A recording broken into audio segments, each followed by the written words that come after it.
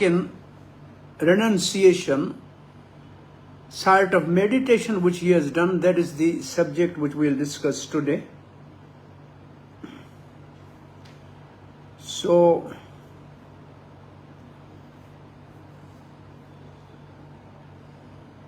here is the verse. We have to start from the verse 41. Vacham juhava manasi tata prana itare chatam mrityav apanam sota saragam tam panchatve hai o ajoha vita. So this is some technical thing. It is just the opposite of creation. So the translation Srila Prabhupada writes, then means when Maharaj Yudhishthira, he has given up all attachment to the kingdom and the queens and everything, and he dressed in a very simple cloth, and then he amalgamated all the sense organ into the mind, because ultimately sense belong to mind. All the senses are the impressions on the mind. This is what we read in Bhagavad Gita 15th chapter. Shrotram chakshuspram rasanam granam evcha adhishtaya manaschayam vishyanupasevati. So all the five senses, they have their impression on mind. So they belong to mind. Then the mind into life means prana. And the life into the breathing, which is apan, itre. His total existence in the embodiment of the five elements. And his body into death. Then, as pure self, he becomes free from the material conception of life. Chakravarti Pad is giving more technical understanding of these words. He is saying he offered the voice, which not only voice, he has offered all these senses. Voice is just one sense. Sight, touch, taste, everything. And other senses into the mind into the prana, and prana into apan, and apan along with excretion, because the function of apan is excretion, with into death, and death into the body.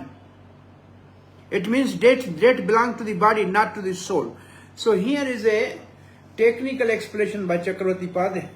Like Arjun, Yudhishthira Maharaj attempts to stop the senses from acting externally. Vacham means speaking, represent all senses. He offered all senses into the mind, because the senses are dependent on mind.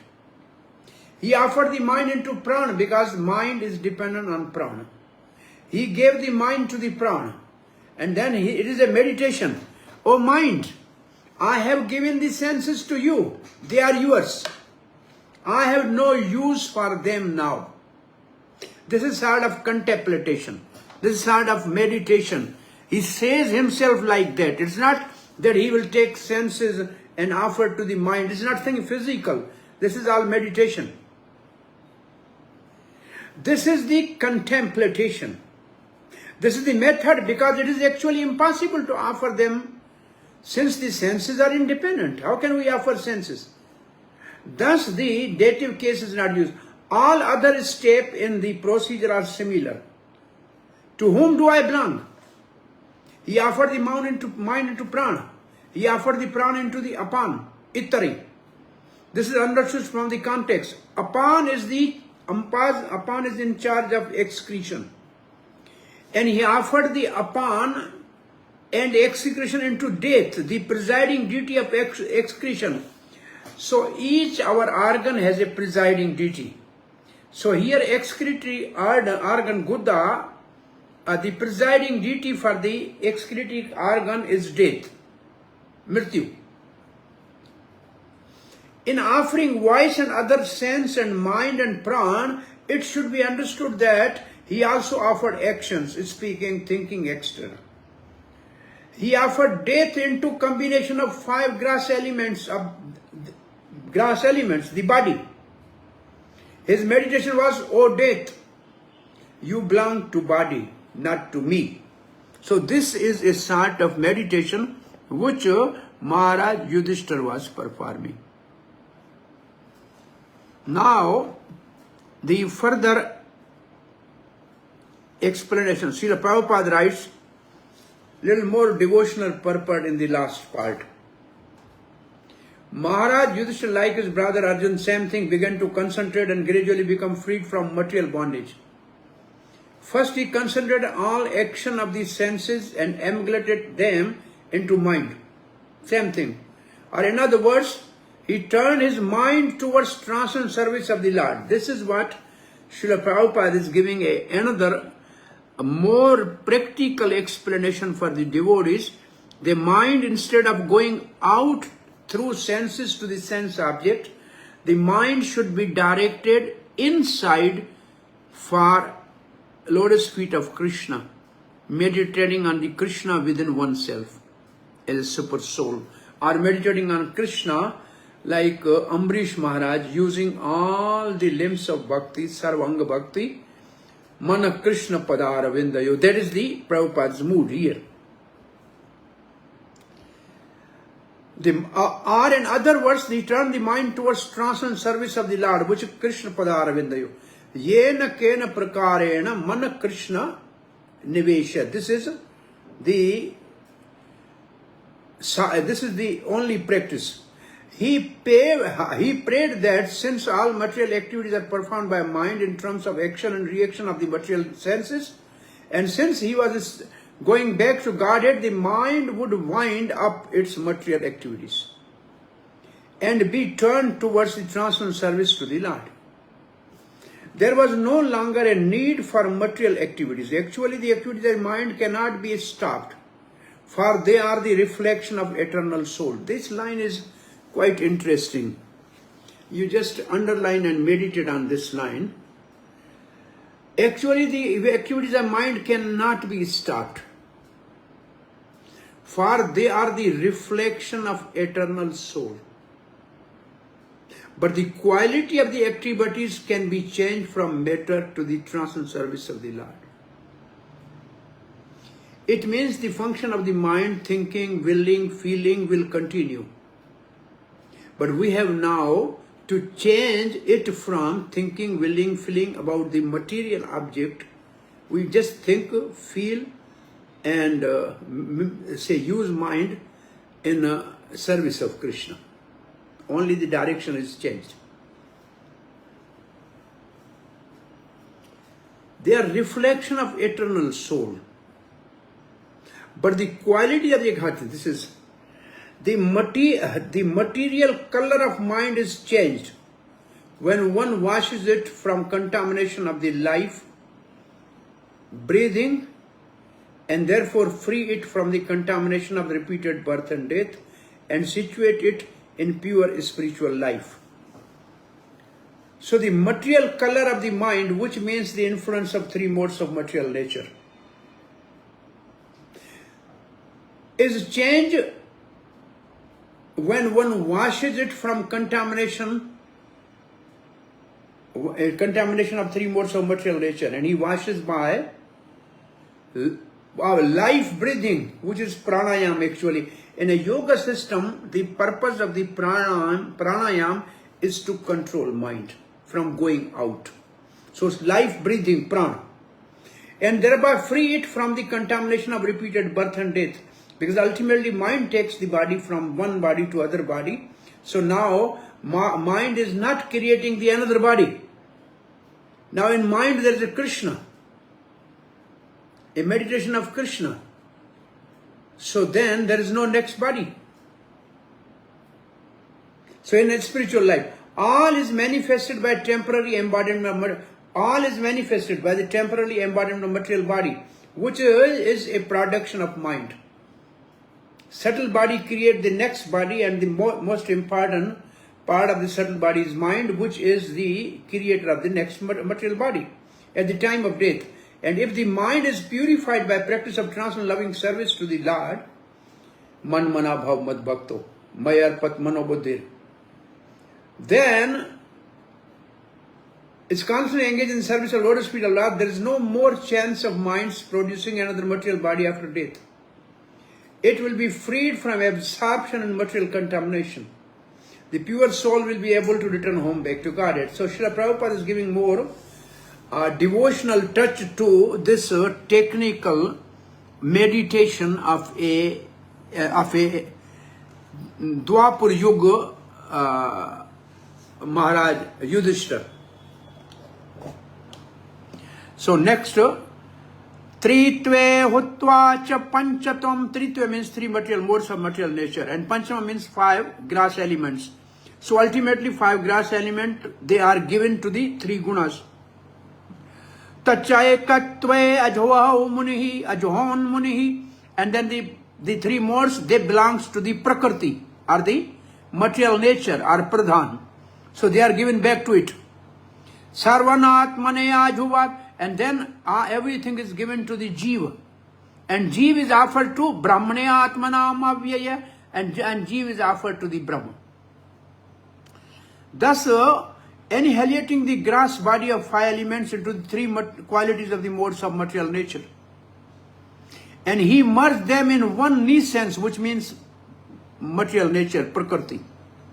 And then absorbed that nescience in the self, which means Jiva. And the Brahma, the Jiva into the Brahma, which is inexhaustible in all circumstances. Chakravarti Pad writes it, he offered the body into three guna and the three guna into Prakriti. He offered everything into Jiva. And he offered Jiva into indestructible Krishna. The Brahma is Krishna.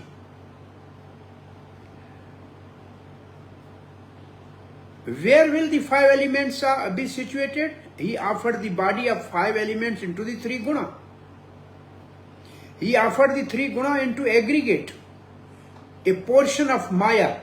Therefore Prabhupada wrote nescience, portion of Maya. He offered all that into the Jiva.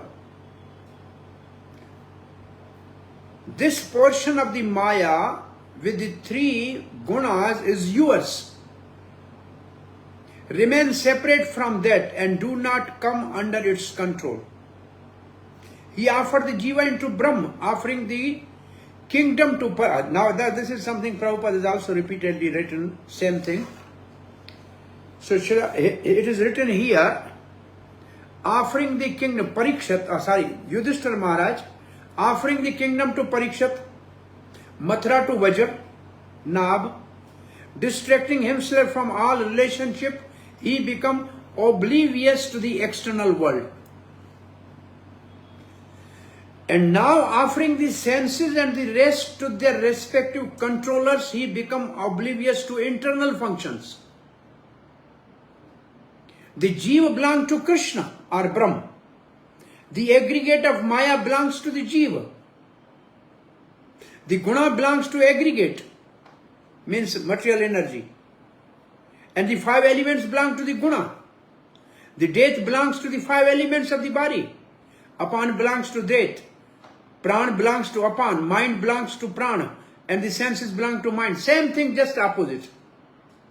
The sense object belongs to senses, and the enjoyer of the sense object is Parikshat, not me now. Now Parikshat has to enjoy the kingdom, not me. It should be understood, however, that because now these lines of Chakravarti Path are most important to meditate.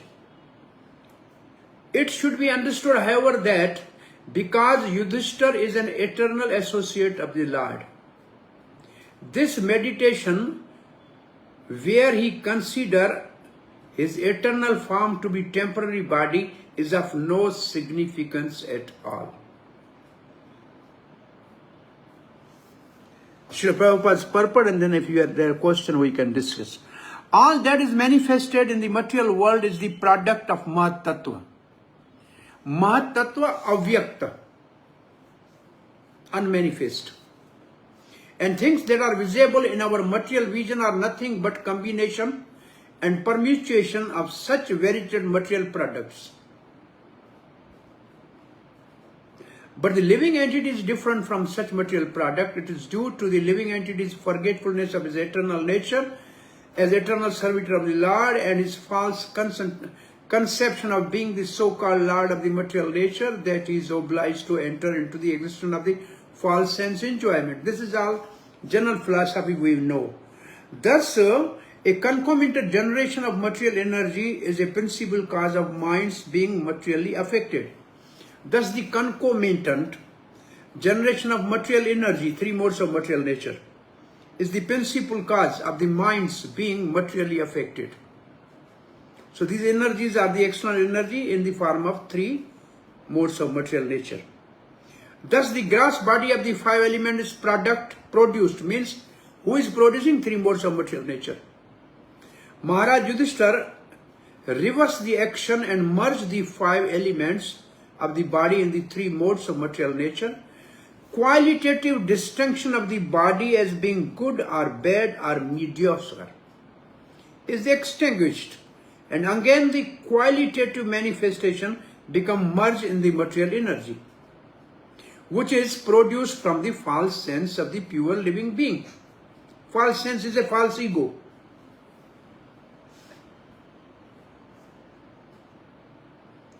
When one is thus inclined to become an associate, now Prabhupada is coming to the devotion.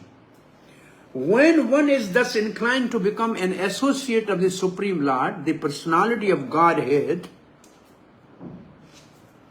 in one of the innumerable planets of the spiritual sky, which means Vaikuntha, especially in Golok Vrindavan for Gauriya Vaishnava, one has to think always that he is different from the material energy.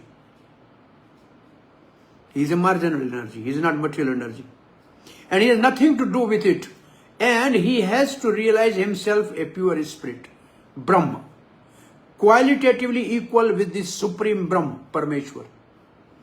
Maharaj Yudhishthira, after distributing his kingdom to Parikshit, same mood and Vajra, did not think himself emperor of the world or head of the Kuru dynasty.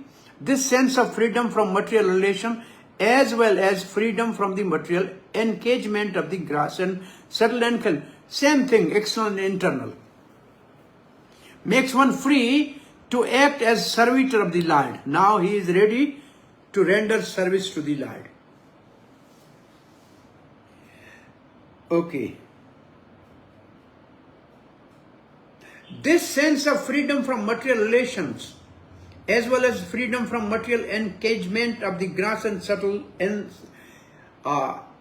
encirclement makes one free to act as a servitor of the Lord even though one is in the material world. Now Prabhupada is coming to the technical world. This stage is called Jivan Mukta. Yesterday Maharaj has reminded us of this verse from Bhakti Rasamrita Sindhu, the Jivan Mukt. Who is Jivan Mukt? Ya yasya harir dasya manasa karmana vacha akleshu avastasu Jivan Mukt sa uchyate. Are liberated even in the material body. That is the process of ending material action. One must not only think that he is Brahma. Now these two lines are good. These are good philosophical principle. One must not only think that he is Brahma, but he must act like Brahma. One who only thinks himself Brahma is an impersonalist. And one who acts like Brahma is a pure devotee. These two lines are very important. Verse 43. Chiravasa niraharo baddhavana mukta murdha jaha darshanat manorupam jad unmataha pishachavata anavekshamano niragada ashravanaha badhiro yatha. Now it is like Avadhut. After that, Maharaj Yudhishthira dressed himself in torn cloth, gave up eating all solid food, voluntarily become dumb, and let his hair hang or loose. All this combined to make him look like an urchin or a madman, with no occupation. He did not depend on his brothers. this word, his brothers anvikshmanaha, without waiting for any assistance from the brothers. And just like a deaf man, he heard nothing. The two verses describe his total disregard for external world. Badhavak means not speaking. And Srila Prabhupada has written just the common things here. But the last line is very good. This stage of complete independence from everything is also called the purified stage of fearlessness. Verse 44. Udichim parviveshasasam gata purvam mahatma bhihi hriday brahm param dhyayam navarteta yato gataha. Now Maharaj Yudhishthira, he then started towards north, treading the path accepted by his forefathers and a great man, to devote himself completely to thought of Supreme Personality of Godhead. And he lived in that way wherever he went. Chakravarti Pad is making it more clear. Not waiting for his brother, not hearing anything, as if deaf. He left the house, meditating on Krishna in heart. And he went in northern direction, where great soul had previously gone, and from which one does not return. So, not waiting for brothers, that is the word anavekshimanaha. And then Chakravarti Pad writes, he decided to carry out the method taught by the Lord. So, Yudhishthira Maharaj, he decided to carry out the method taught by Lord in Bhagavad Gita, Man Mana Bhav Mat Bhakto.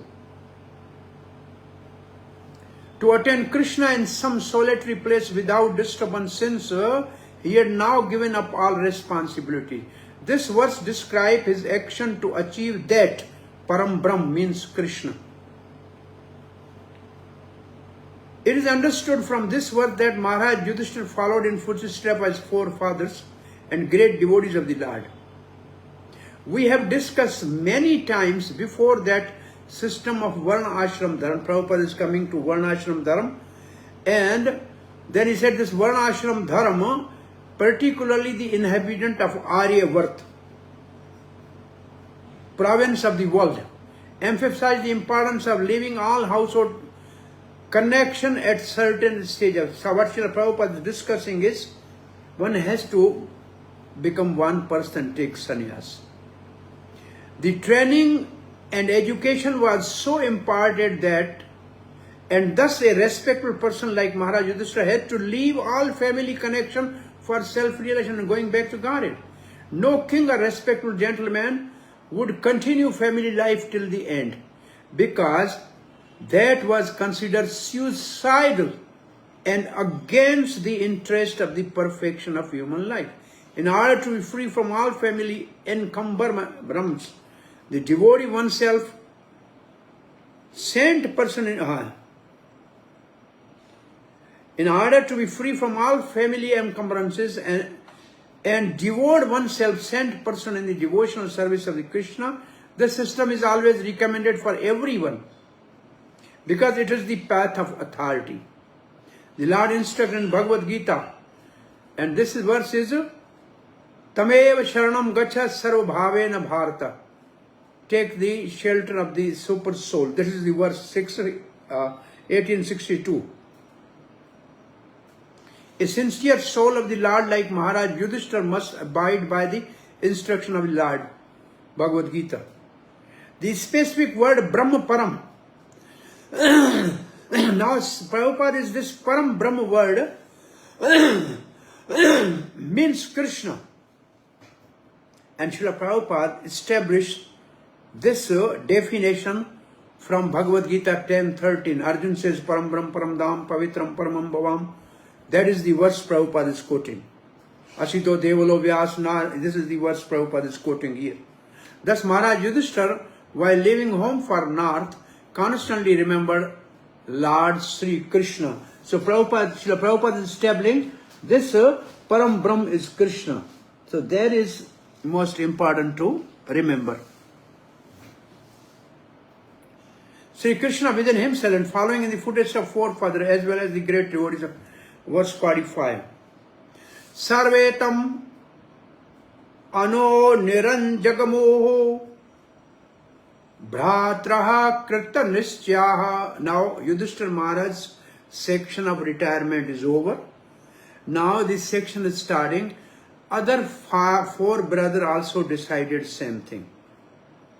So Sarvetam, all the other four, they were not interested to become the ruler of entire world. They wanted to follow Yudhishthira Maharaj. Bhratraha krita nischyaha kalina adharam mitrena drishtva sprishta praja bhuvi. The younger brothers of Maharaj Yudhishthira observed that age of Kali had already arrived throughout the world and that the citizens of the kingdom were already affected by a religious practice. Therefore, they decided to follow in the footsteps of their elder brother. Let us also take up his mentality to attend Krishna. They decided. Srila Prabhupada writes, younger brother of Maharaj Yudhishthira were already obedient follower of great emperor. And they had sufficiently been trained to know the ultimate goal of life. They therefore decidedly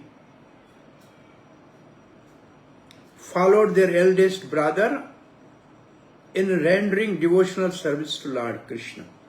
According to the principle of Sanatana Dharma, one must retire from family life after half the duration of life is finished and must engage himself in self-realization. But the question of engaging oneself is not always decided. Sometimes retired men are bewildered about how to engage themselves for the last days of life. There is a decision by authorities like Pandavas. All of them engage themselves in favorably cultivating devotional service of Lord Krishna, the Supreme Personality of God. According to this Sridhar Swami, Dharma, Artha, Kama and Moksha, as conceived by several persons, not devotees, are not the ultimate goal of the life. They are more or less practiced by persons who have no information of ultimate goal of life. The ultimate goal of life is already indicated by Lord himself in Bhagavad Gita, Man mana bhav mad bhakto. And Pandavas were intelligent enough to follow it without hesitation. Verse 46.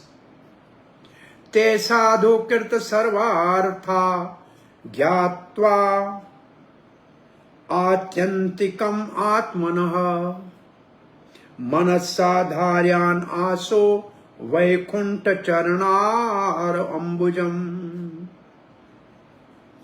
They all had performed all the principle of religion and as a result rightly decided that the lotus feet of Lord Krishna, Vaikunta Charana Ambuj, are the supreme goal of all.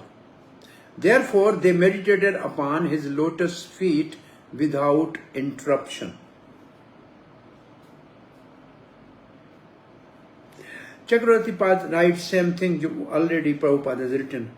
They performed everything such as dharma and artha as it should be done. Sadhu kirta sarva artha. And understanding that these duties were endless for them, they concentrated on the lotus feet of Krishna with their mind. Sridhar Swami take atyantikam to modify Krishna's lotus feet. So atyantanka is a Krishna's lotus feet. What is atyantik shriya? That is a question asked by the Sanakadi Rishi from Sutta Goswami. What is atyantik shriya? Ultimate benefit. Ultimate benefit is Krishna Prem. savai punsan paro dharma. Having executed our dharma calm, perfectly understand the infinite nature of Krishna's lotus feet, they meditated on those feet. Srila Prabhupada writes his purport with Bhagavad Gita's verse 728. And this verse, anybody can quote this verse? The paraphrase, Prabhupada has paraphrased everything of the verse. But anybody remember this verse?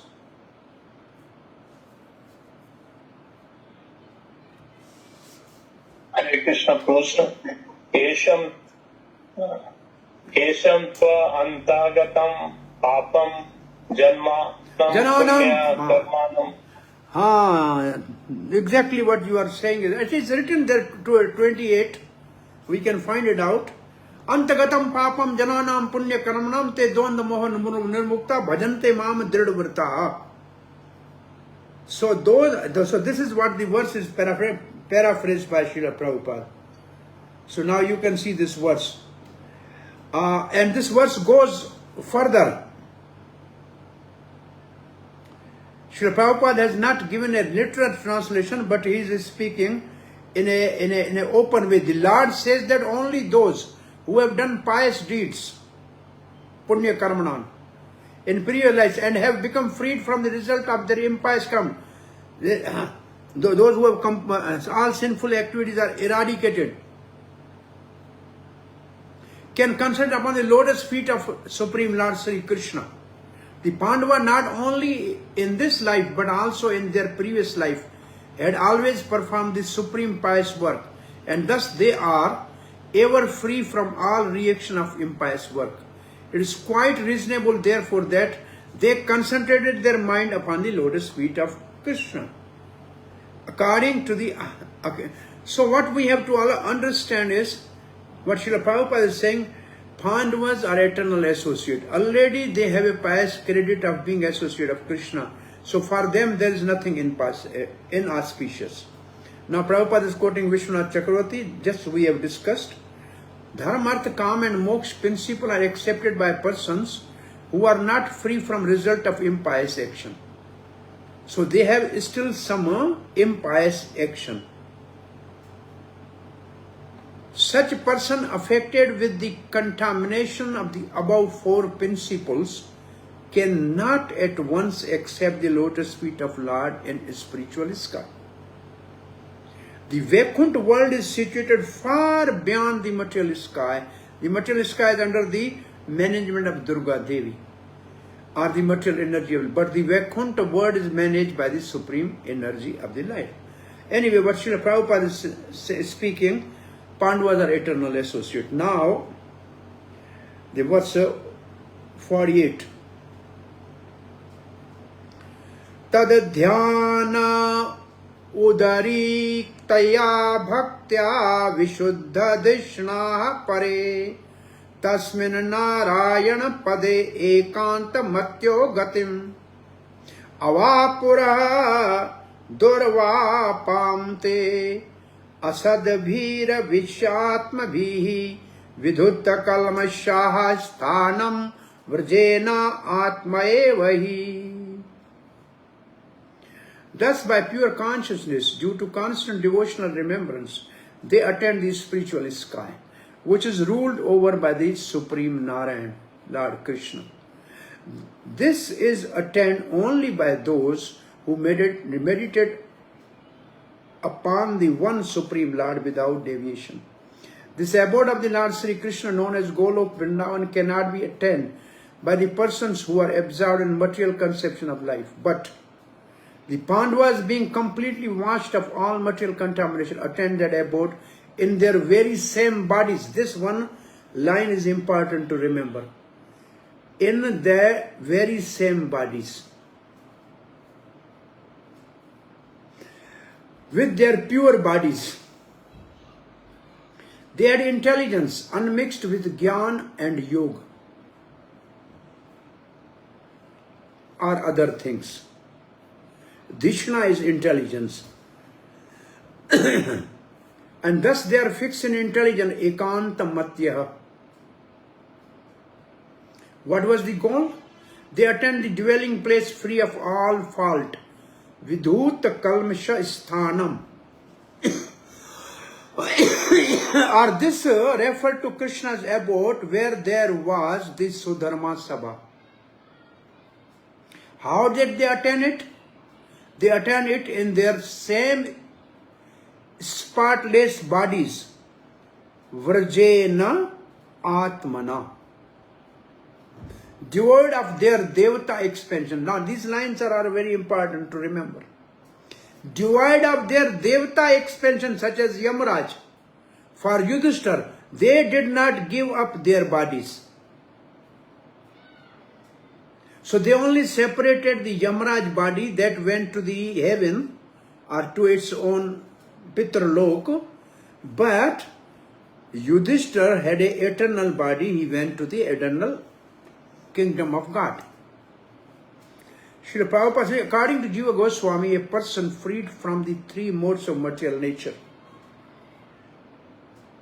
and situated in transcendence can reach the highest perfection of life without change of body.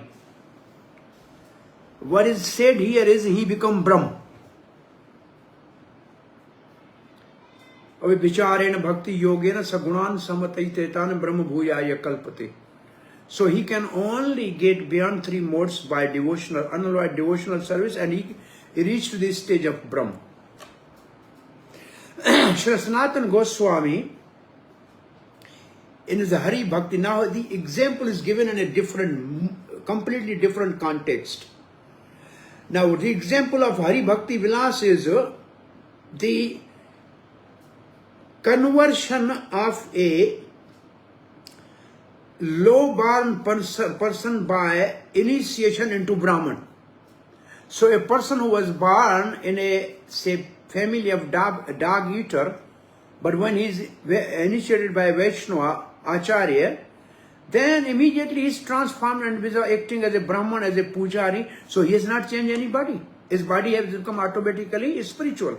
That's what is explained by Hari Bhakti Vilas. Person, whatever he may be, he can attain the perfection of twice born Brahman by undergoing the spiritual disciplinary action under the guidance of bona fide spiritual master. Exactly as chemist can turn gunmetal into the gold by chemical manipulation. It is therefore the actual guidance that matters in the process of becoming a Brahman. These lines are very nicely written by Srila Prabhupada about the Varna Ashram is not by birth but is by qualification. So these lines are worth referring sometime. It is therefore actual guidance that matters in the process of becoming a Brahman, even without changing of body or in going back to Godhead without change of body. Srila Jiva Goswami remarks that the word he used in this connection positively affirms this truth. And there is no doubt about the factual position. Bhagavad Gita, this is the same verse. Avicharane bhakti yogena sagunan samataitetana brahma bhuyaya kalpate, same verse. The Lord said that anyone who executes devotional service systematically without deviation can attain perfection of Brahma by surpassing the contamination of three modes of same verse. Brahma perfection is still more advanced by same execution of devotional service. There is no doubt at all that one can attain the supreme spiritual planet. So this actually is another verse from 18th chapter, Brahma Bhuta Prasannatma. Then they will go to the Para Bhakti, and then they go to the Golok. Vrindavan Golok Vrindavan without change of body, as we have already discussed in connection with the Lord returning to his abode without change of the body. Now, I think one comment is like that. Yes, sannyasi's body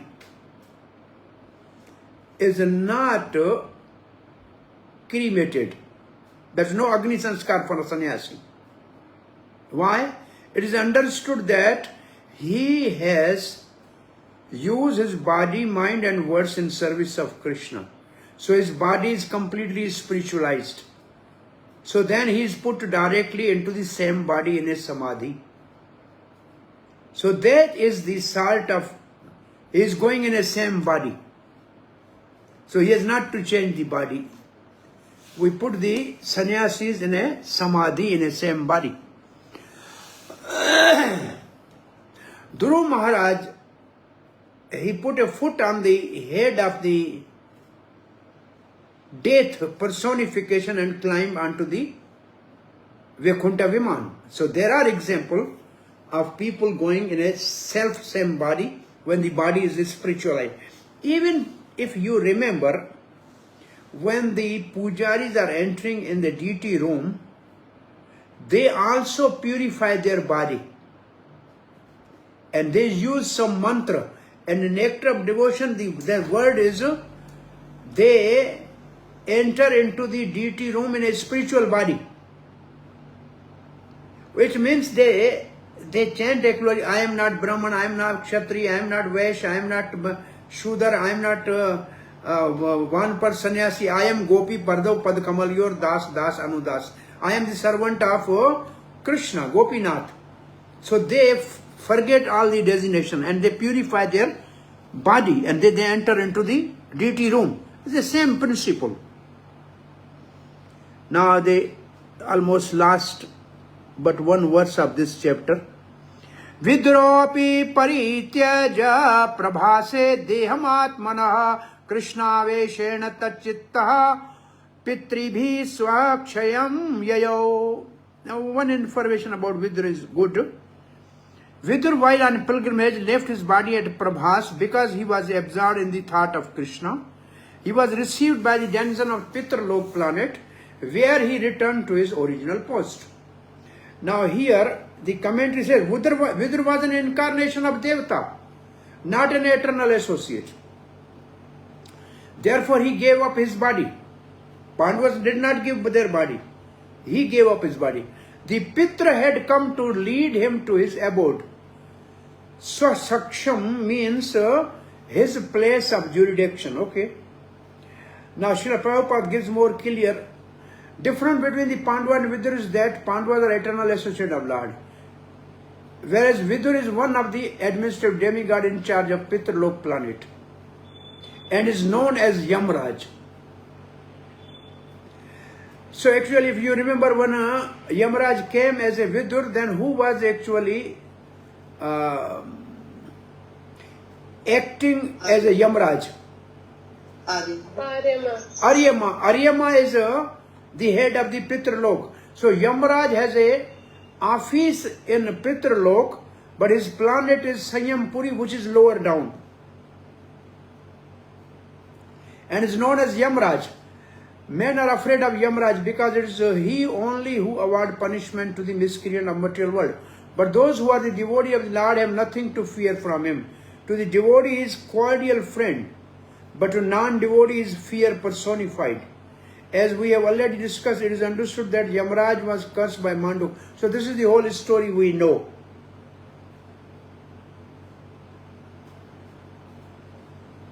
So Vidur is a Shudra. As an eternal servitor of the Lord, he displays his devotional service very ardently and lived a life of a pious man, so much so that a materialistic man like Dhritarashtra also got salvation by his instruction. So by his pious activities in the devotional service of the Lord, he was able to always remember the lotus feet of Krishna, and thus he became vast of all contamination of the Sudra-born life. And at the end, he was again received by Danzan of Pitralok and posted as an original position. The demigod are also associate of Lord without personal touch. See, these lines are also very informative. The demigod are also associate of Lord without personal touch, whereas direct associate of Lord are in constant personal touch with Lord. The Lord and his personal associate incarnate in many universes without cessation. The Lord remembers them all, whereas the associate forget them due to their being very minute part and parcels of the Lord. They are apt to forget such incident due to being infinitesimal. This is corroborated in Bhagavad Gita. This was the same thing.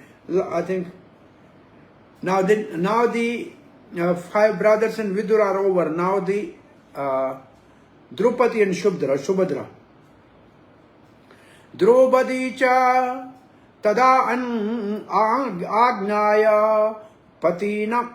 Anagyaya patinam. They did not give any instruction. Anapekshatam vasudeve bhagavati he kantamatirapatam. Draupadi also saw that her husband, without caring for her, were leaving home. She knew well about Lord Vasudeva Krishna, the personality of Godhead. Both she and the Subhadra became absorbed in thoughts of Krishna and attained the same result as their husband. Subhadra and others did the same. Since it is not mentioned that she gave up her body, in that body she attained the Lord, since she was an eternal associate. So Subhadra is an eternal associate. Now Prabhupada is giving a principle, a teaching. While flying in aeroplane, one cannot take care of other planes. Everyone has to take care of his own plane. And if there is any danger, no other plane can help another in that condition. Similarly, at the end of life, when one has to go back home, back to God, everyone has to take care of himself without help rendered by another. The help is, however, offered on the ground before flying in this space. Similarly, the spiritual master, the father, the mother, the relative, the husband, and others can all render help during one's lifetime. But while crossing the sea, one has to take care of himself and utilize the instruction formerly received. Draupadi had 5 husbands, and no one asked Draupadi to come. Draupadi had to take care of herself without waiting for her great husband. And because she was already trained, she at once took to the concentration upon the lotus feet of Vasudeva Krishna. The wife also got same result as their husband, in the same manner, that is to say, without changing their bodies. They reached the destination of God. Srila Vishnu Chakravarti Thakur suggests that both Draupadi and Subhadra, although her name is not mentioned herein, got the same result. None of them had to quit the body. Last verse is a Shruti Phal. Shruti Phal. Ya shraddhaye tad bhagavat priyanam pandu sutanam isam priyanam shrunoti alam swasti ayanam pavitram labhadva haro bhaktim upayeti siddham. Siddhim, this is the Shruti Phal. The subject of the departure of son of Pandu for the ultimate goal of life, back to Godhead, is fully auspicious and is perfectly pure. Therefore, anyone who hears this narration with devotional faith certainly attend the devotional service of the Lord, the highest perfection of life. Iti samprayanam means the departure as herein described and not otherwise. Siddhim means the state of perfection.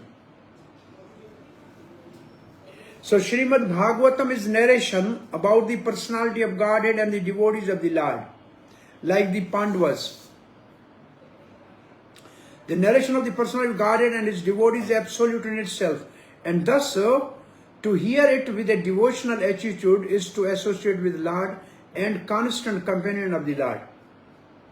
By the process of hearing Srimad Bhagavatam, one can attain the highest perfection of life, namely going back home, back to Godhead. Here, our chapter 15 is over. Now, any question or comment before we start the next chapter?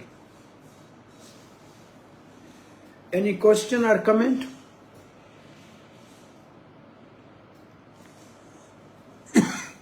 Hare Krishna. Yes, Hare Krishna. So, it's regarding from the previous sections, like 42, 43, registered Maharaj leaving this body.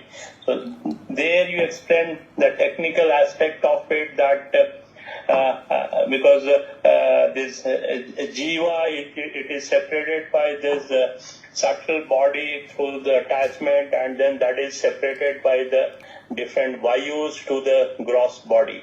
Now when he is going in the reverse order, then all the senses, which is part of the gross body, which is getting absorbed in the mind, which is the subtle body, and these two are separated by the Vayu. Now this mind, it is again going backwards, going into Pran, and Pran into Apan, and then after Apan it is Going to 5 elements. The death, and so basically the whole so the whole sequence of creations, and ultimately what he said that there's death, then 5 elements going into the 3 modes, and 3 mode again going back to the Jiva, and Jiva is going to the Brahman. Now we understand that from the creations that Jiva is separate from these material elements, because material elements have been created from the Mahatattva, while Jiva is transported through the glance of the Lord. So how we understand, because basically these two are separate element, now it is getting merged, and from Jiva, through Jiva, these material elements, Mahatattva is going to the Brahman. So here it was like technically somehow able to understand. So if you are able to explain it again. After whatever you have said is all perfectly all right. The 3 modes enter into the Prakriti, and Prakriti enters into the Jiva. What it here means, the embodied soul which was entangled in Prakriti, now the meditation is that now Prakriti, I am leaving you. I have nothing to do with you. I had been with you for many lifetimes. But now I belong to Brahma, and I am going to Brahma. So that is what it actually it means. That's what Chakravarti has written in one line like that. Said this Prakriti does not belong to Jiva. It belongs to conditioned Jiva, but now he is liberated, so he is freed from Prakriti. Now he is going back to the Brahma. And the Brahma here is a Krishna for the devotees, and for the Jnanis, Brahma is a impersonal Brahma. So this is because it's technical for everybody, so it can be applied like that. It's a reverse of creation actually. And this is all meditation actually, which ultimately Chakravarti read, say, Yudhishthira has not meditated like that. He is eternal associate. But this is the information given how the Jnanis leave their body. Jnani think that, oh, okay, senses, do you belong to mind? You do not belong to me. So I am just giving you back to mind. So this is the sort of contemplation. I am not senses. Sense belong to mind. Oh, mind, I am not mind. Mind belongs to Pran. I am not Pran. Pran belongs to Apan. I am not Apan. Apan belongs to death. I am not death. Death belongs to body. I am not body. So this is the sort of meditation for Jnanis. We have simply to know this. It is not our business actually to practice. We simply have to practice what Srila Prabhupada has written. Absorb your mind in thought of Krishna, never forget. For us the principle is different. But Bhagavatam, so many devotees which were hearing Bhagavatam when Sukadeva was speaking, they were not all pure devotees. So all the methods are described. But ultimately, the method is always think of Krishna, never forget him. This is for information only. It is not for our practice. It's like 6th chapter of Bhagavad Gita. Whole Ashtanga Yoga is not our practice. We simply read it. Somebody asked me why we discuss it. I think only that we should not practice it. Because Arjuna was not even practicing, and so why should we waste time? So there are something are taught simply that we should not do that. From that way you can take it. There's sort of information which we know, but we don't practice. That's very explained. So it was really exalting the way you explained. Now I have another small question. When this Yudhishthira Maharaj and all Pandavas and even subsequently this Draupadi and Subhadra, they are living. And they said that it's self-same body. So does it mean that it is not this material body with which they were there in this material world, but this is more talking about this their Atma level and then the spiritual body? Or is it the same as this material body which they appeared on this planet Earth? They had a demigod body within them. They gave up that body on the way, and demigod portion went to the heaven. But they have their eternal body like Krishna himself, or like Yadva, as yesterday we discussed. Yadva in their same body entered in eternal pastime of Krishna in Dwarka. But demigod portion is left there, and but they were fighting as a demigod portion, finished their body and they went to their own abode.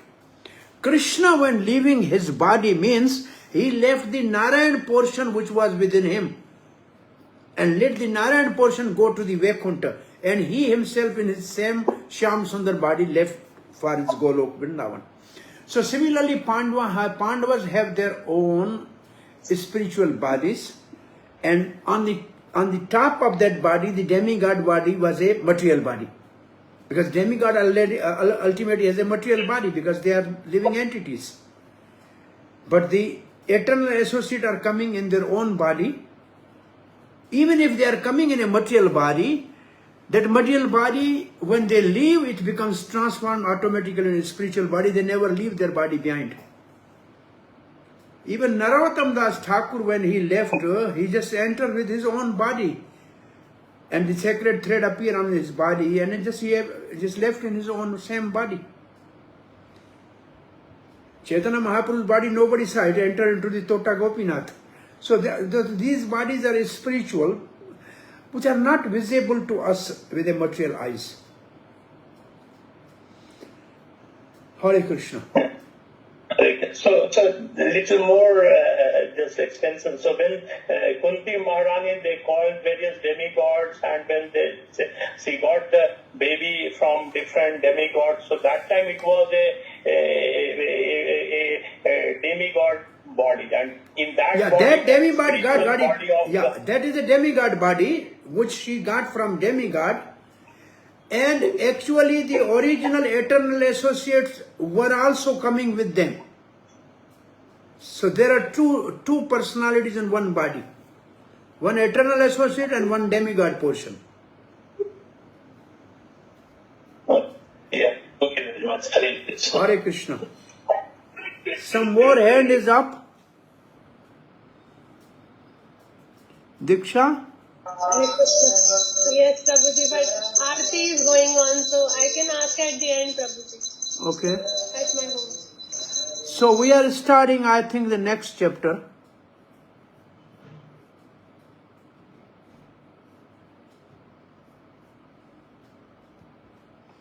The next chapter, chapter 16, is entitled How Parikshit Received the Age of Kali. Now this chapter has 4-5 sections. The first section, only first 4-5 verses are the rule of Maharaj Parikshit, his marriage, his sacrifices, and his conquering the Kal. He conquered the time personified as a Kali. And then Sanaka the Rishi, they are asking certain questions about Parikshit's conquering the Kali. If it has any relation with Krishna, please speak. And then the whole story of Parikshit Maharaj's Digvijay, which means conquering all direction, is described in a third section. And the fourth section is Parikshit Maharaj with his transcendental vision can see the dharma in the form of a one-leg bull, 3 broken legs, and Mother Earth as a cow, and Kali Yuga personified. Nobody else can see. Only Maharaj has seen this because he has a divine vision. And then he heard the dialogue between the Dharma in the form of bull and cow in the form of Mother Earth. And bull was asking about the miseries of the Mother Earth and for reason for that. And ultimately Mother Earth is speaking about her suffering due to separation from Krishna. So 36 verses of this chapter has these subsections. And then ultimately, then the next chapter, there is a talk between the Dharma and Parikshit Maharaj himself. And then he has to punish the Kali, that is the chapter 17. So the first 4 verses, Sutta Vacha, Tata Parikshata Dvijvarya Sikshaya, Mahim Mahabhagavataha Shasha, Sashasaha, Yathahi Sutyam Abhijatya Kovida, Samadhisham Vipra Mahad Gunatatha. So this is about the rule of Maharaj Parikshit. So Sutta Goswami said, learned Brahman. Oh, learned Brahmans, it means Sanakadi Rishi.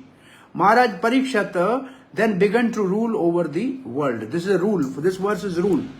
As a great devotee of the Lord under the instruction of the best of the twice born Brahmans, Dhaumya Rishi, Kripa Acharya, Vedavyas, and other many rishis, they were guiding him. Prabhupada's purport is mainly about the Brahmanical council of the kings. He ruled by those great qualities which were foretold by the expert astrologer at the time of his birth. This was the earlier chapter, 13 I think, or 12, whatever, where he is as good as Lord Ramchandra, he is as good as Arjun, he is as good as, say, Ranti Dev. So these are the all qualities. So Chakravarti Pad gives the brief history. 16th chapter, the victory over tour of Parikshit, which means Digvijay, the question by Dharma to the earth, and earth's lamentation about separation of Krishna are described. These are the topics.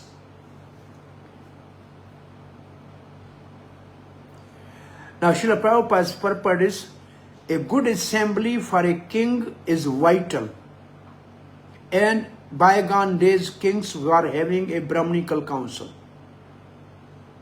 We should have our temple presidents guided by Brahmanical council, senior people actually, that will help to improve lot in our own movements. It is a thought which somebody should think. So at the time of Maharaj Parikshit's birth, the expert astrologer Brahmans foretold some of his qualities, and Maharaj Parikshit developed all those qualities. Being a great devotee of Lord, the real qualification is to become a devotee of Lord. This is the only qualification. Other things come automatically. And gradually all good qualities worthy of possession develops. Maharaj Parikshit was a Mahabhagavat, a first-class devotee, who was not only well versed in the science of devotion, but also able to convert others to become devotees by his transcendental instruction as an administrator.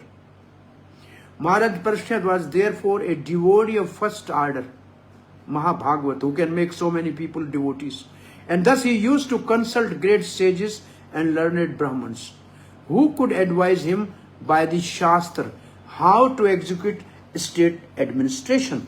Such great kings were more responsible than modern elected executive heads, because they obliged the great authorities by following their instruction left in the Vedic literature.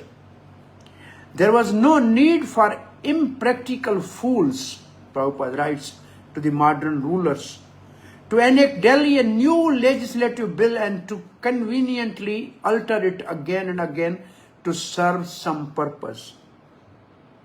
The rules and regulations were already set forth by great sages like Manu, Yagnavakya, Parasar and others. They are liberated sages. And the enactment were all suitable for all sages in all places.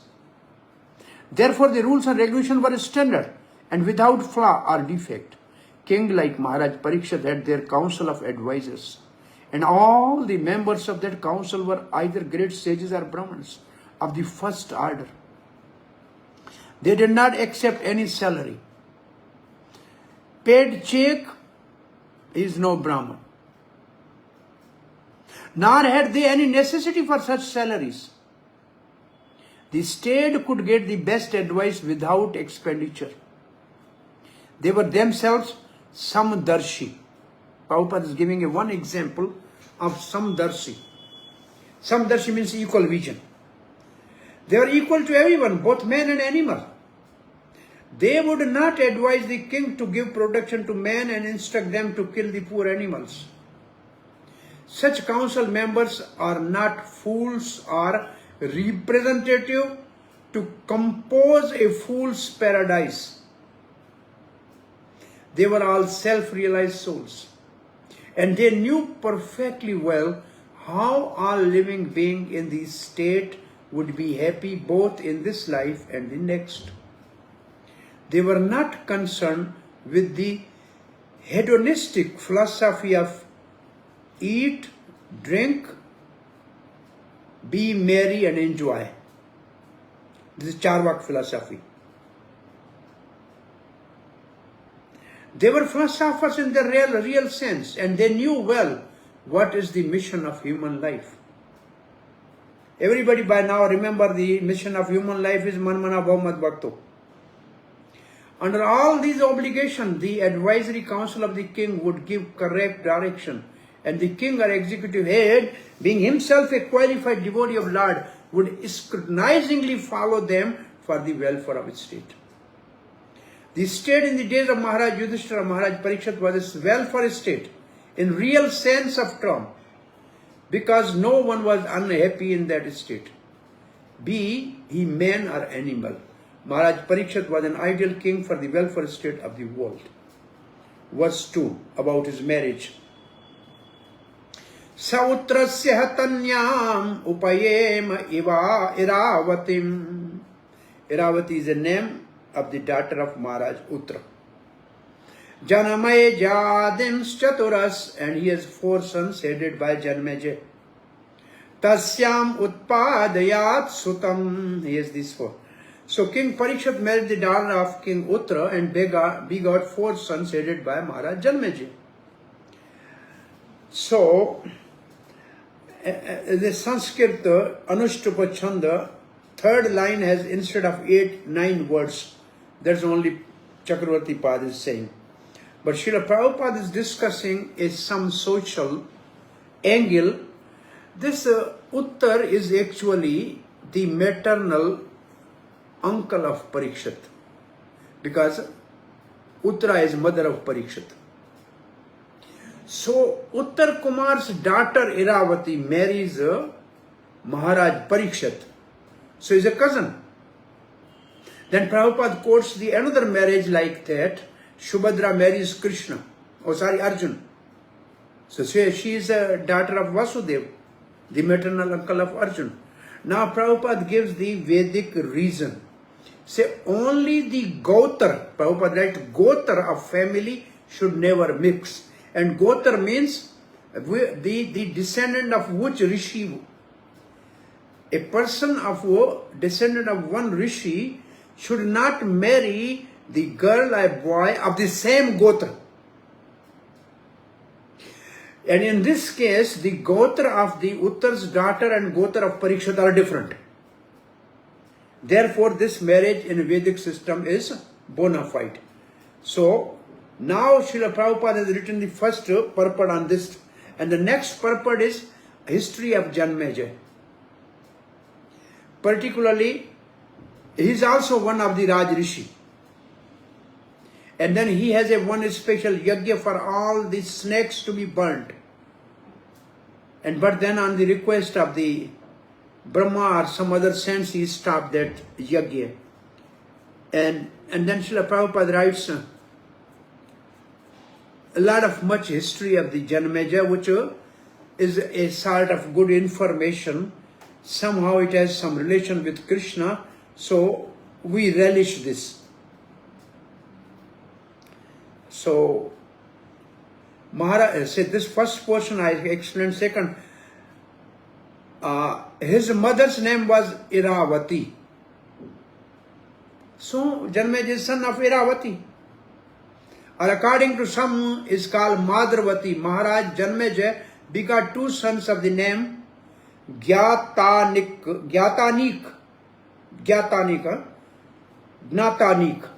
and Shankukaran. He celebrated several sacrifices in Kurukshetra pilgrim site and had three younger brothers named Shurtasen, Ugarsen and Bhimsen too. He invaded Takshila, Ajanta, and he decided to avenge the unlawful curse upon his great father, Maharaj Parikshit. He performed a great sacrifice called Sarpa Yagya to kill the race of serpents, including Takshak, which had beaten his father to death. On request from many influential demigod and sages, he had to change his decision to kill the race of snake. But despite stopping the sacrifice, he satisfied everyone concerned in sacrifice by rewarding them properly. In the ceremony of Mahamuni Vyas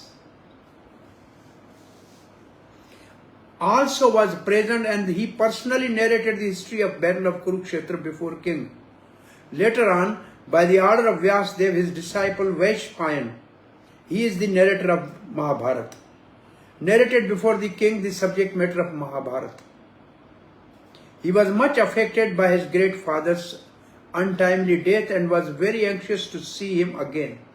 And he expressed his desire before great sage Vyasdev. And Vyasdev also fulfilled his desire. He called Parikshit and they met. His father was present before him and he worshipped both his father and Vyasdev with great respect and pomp. Being fully satisfied, he most munificently gave charities to Brahmins present at the sacrifice. What do you think?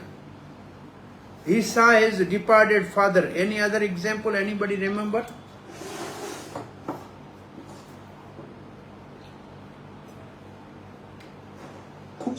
He saw six lost sons. Who? Devaki. Sorry? Devaki. Devaki saw her. Six lost Yeah, sons. 6 lost sons was brought by Krishna Balaram from Sutal Lok. Yes. Srivas Thakur, his son died, and Chaitanya Mahaprabhu.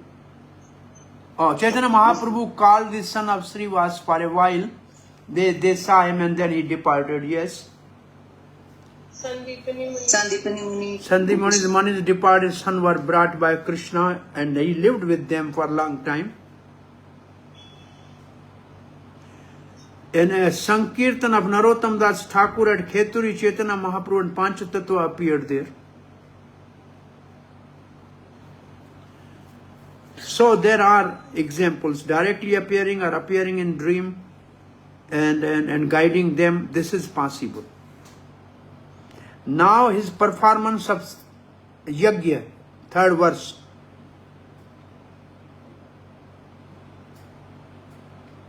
Ajahara sabha medha ashwamedhan strin.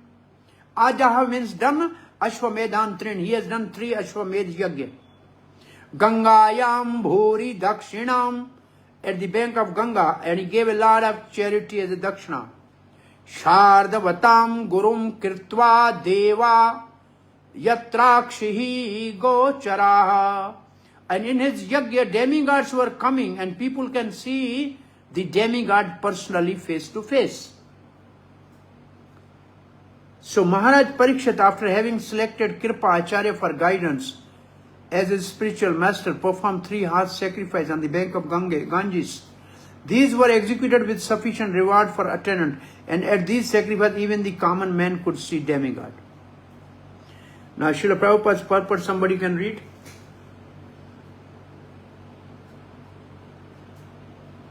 Yes, volunteer. It appears from this verse that interplanetary travel by the denizens of higher planet is easy. In many statements in Bhagavatam, we have observed that the demigod from heaven used to visit this earth to attend sacrifices performed by influential king and emperors. Herein also we find that during the time of god sacrifice ceremony of Maharaj Parikshit, the demigods from the planets were visible even to the common man due to sacrificial ceremony. The demigods are not generally visible to common men as the Lord is not visible, but the Lord by his causeless mercy descends to be visible to the common man. Similarly, the demigod also become visible to the common man by their own grace. Although celestial beings are not visible to the naked eyes of the inhabitants of the earth, it was due to the influence of Maharaj Parikshit that the demigods also agreed to be visible. The king used to spend lavishly during such sacrifices as a cloud distributes rain. This A is cloud is nothing but another form of water. what you are reading now is a sort of analogy. It may be asked, I don't know within your question bank or not, but you focus on this analogy, the cloud and text collected by the king. That's the analogy. Now read, please. Yes, continue. Yeah, a cloud is nothing but another form of water, or in the other words, the water of the earth transformed into clouds. Similarly, the charity made by the kings in such sacrifice was but another form of taxes collected from the citizens. But as the rains fall down very lavishly and appear to be more than necessary, the charity made by such kings also seems to be more than what the citizen needs. Satisfied citizens will never organize agitations against the king, and thus there was no need in changing the monarchical state. Even for a king like Maharaj Parikshit, there was need of a spiritual master for guidance. Without such guidance, one cannot make progress in spiritual life. The spiritual master must be bona fide, and one who wants to have self-realization must approach and take shelter to a bona fide spiritual master to achieve real success. So what Srila Prabhupada is writing is about how demigods are coming because kings are pious. Why kings are pious? Because they have a spiritual master.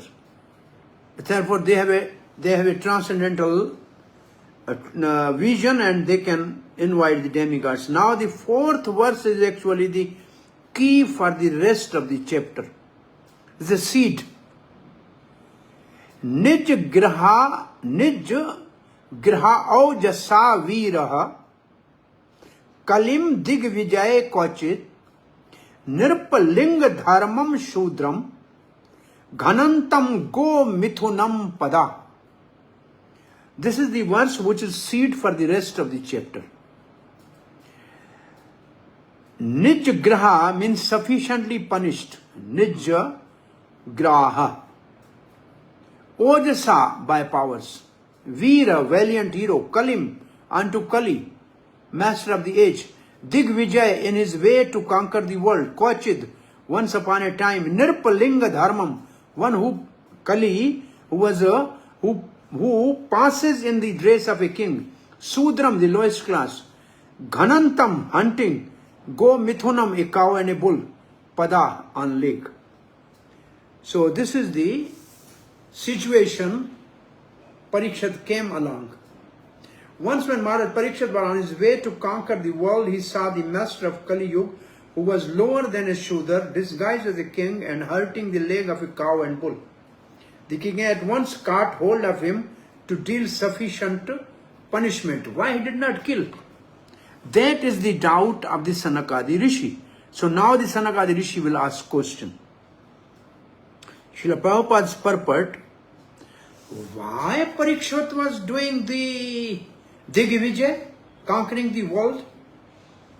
Was he much interested in increasing his kingdom for his own aggrandizement?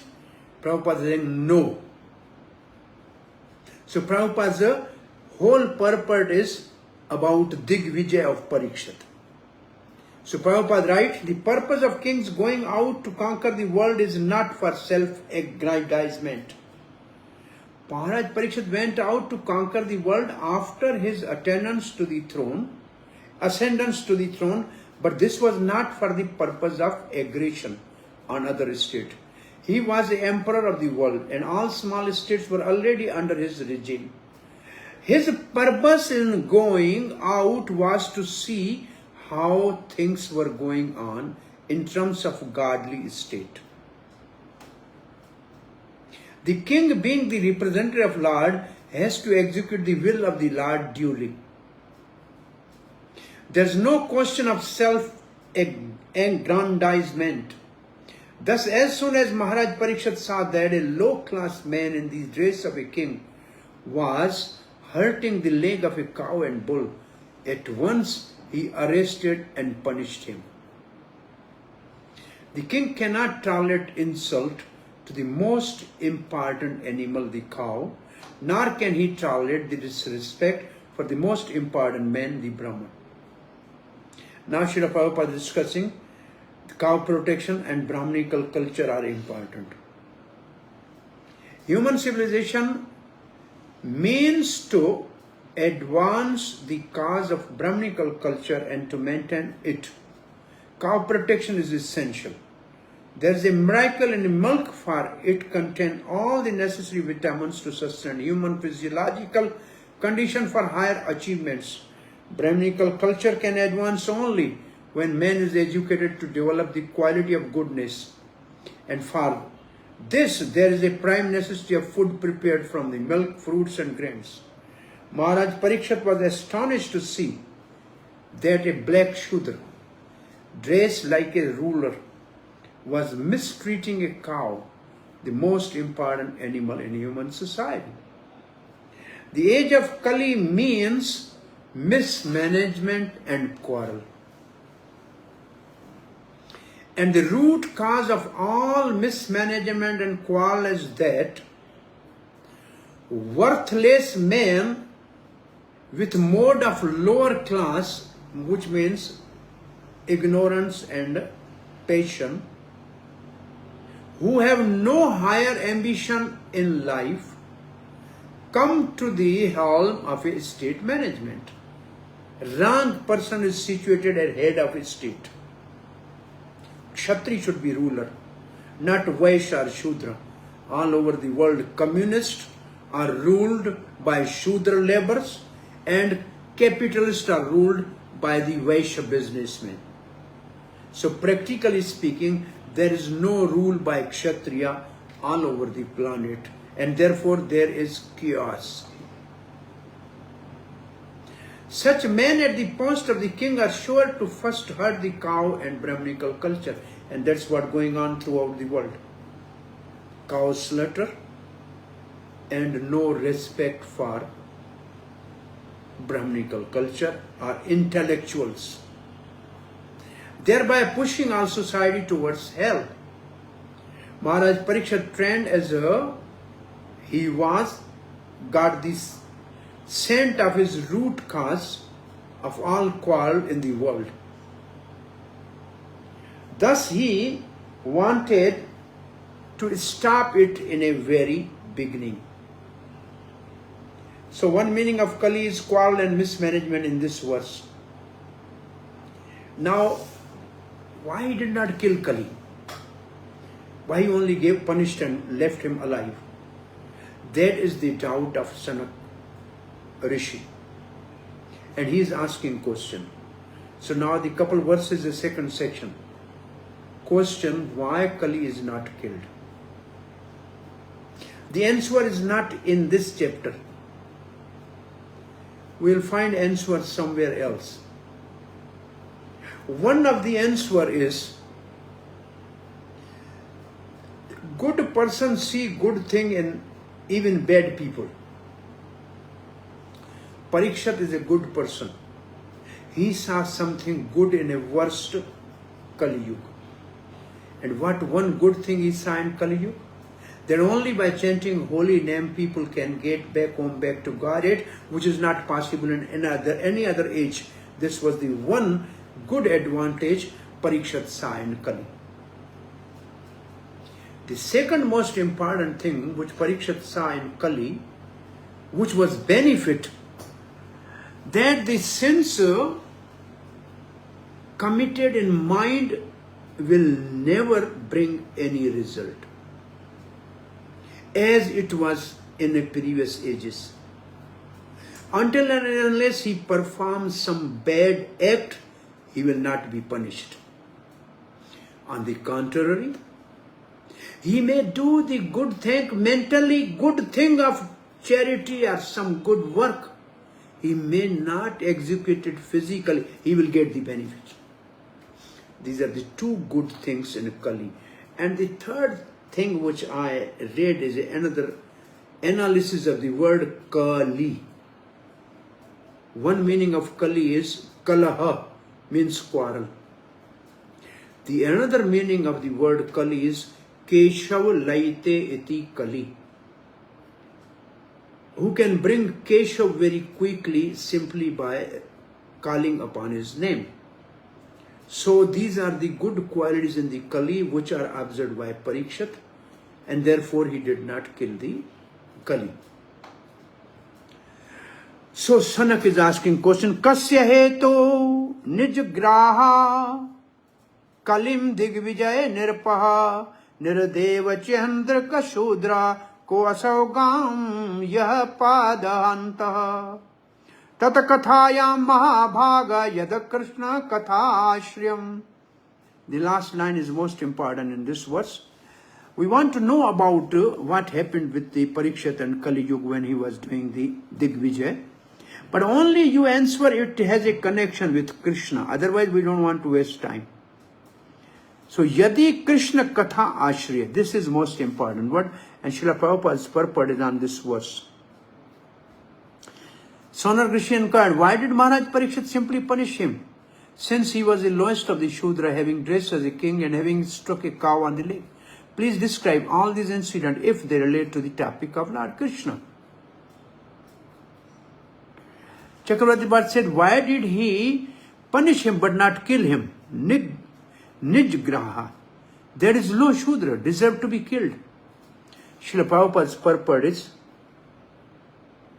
Sonak and Rishis were astonished to hear that the pious Maharaj King simply punished the culprit and did not kill him.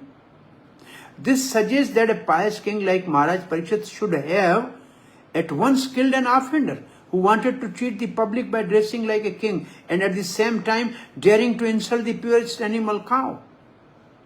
The Rishi in those days, however, could not even imagine that in the advanced days of the age of Kali, the lowest of the Shudra will be elected as administrators and will open organized slaughterhouses for killing cows. Prabhupada is condemning the modern civilization. Anyway, although hearing about Shudrak, who was a cheat and insulter of cow, was not very interesting to the great rishis, they nevertheless wanted to hear about it to see if the event had any connection with Lord Krishna. For anything that is dovetailed with narration of Krishna is worth hearing. There are many topics in Bhagavatam about sociology, politics, economics, cultural affairs, etc. But all of them are in relation with Krishna. And therefore all of them are worth hearing. Krishna is purifying ingredient in all matters, regardless of what they are.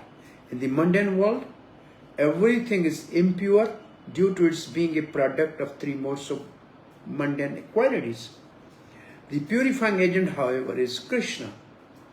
So this will come in couple more purports about connected with Krishna. What is a technical word for this topic, connected with Krishna? Nirbandha Krishna Sambandhi. Yes, Nirbandha Krishna Sambandhi. This is the principle.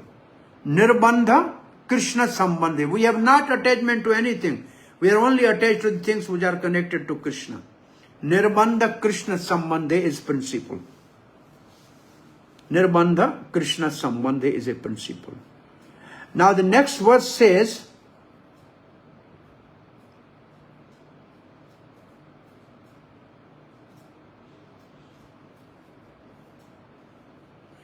the devotees of Lord are accustomed to licking up the honey available from the lotus feet of Lord. What is the use of topic which simply wastes one's valuable time? This is another principle. Sanakadi Rishis are saying devotees are only interested in licking up the honey available from the lotus feet of Lord. If the punishment of Kali is related to the devotees, please tell us. So Srila Prabhupada, Lord Krishna and his devotees are both on the transcendent plane. Now the philosophical thing is to remember is Bhagavan, Bhakta and Bhakti. All three are beyond material jurisdiction of external energy. They three are under the jurisdiction of internal energy. So all three are at transcendental platform beyond three modes of material nature. Therefore, the topic of Krishna and his pure devotees are equally good. Now also, I can ask you a technical word for Krishna and his devotee. Together is one of the topic of Srimad Bhagavatam. What is that? Ashraya. No, among the 10 topics of Bhagavatam, one Ashraya. topic, sorry? Ashraya. Prabhuji, No, Ashraya. this one, Krishna and his devotee is another topic. Ishanu Katha. This is called Ishanu Katha. The Krishna and his devotees, the whole 9th canto is Ishanu Katha. Though everywhere there is a Ishanu Katha, but as a one canto, the 9th canto is Ishanu Katha. There are at least 3 incarnations in 9th canto, Ram, Parsuram and Sri Krishna Balaram. And then there are hundreds and thousands of the great devotees described in the 9th canto. Ishanu Katha. And by hearing Ishanu Katha, heart is completely purified. It purifies the heart.